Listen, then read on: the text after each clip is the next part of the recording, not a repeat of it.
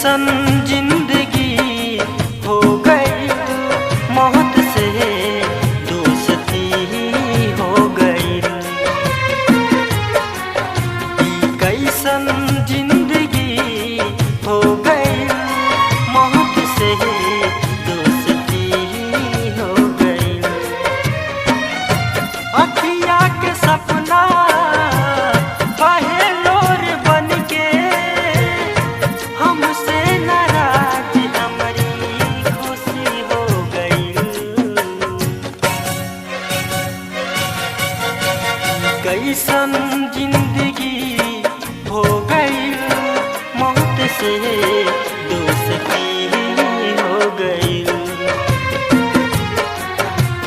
कैसन जिंदगी हो गई, मौत से दोस्ती हो गई।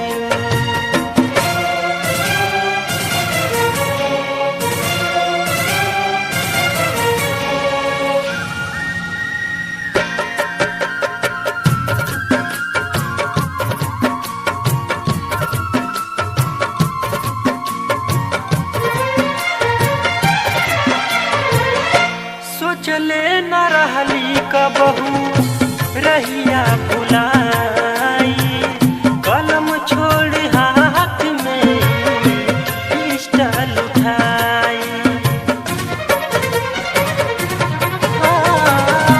सोचले न रहली कबहू रहिया भुलाई, कलम छोड़ हाथ में पिस्टल उठाई। कलम छोड़ी हाथ में पिस्टल उठाई।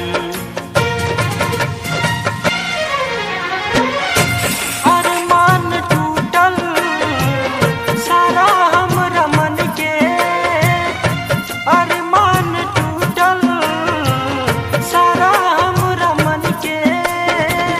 नयन दूनो गम के नदी हो गई।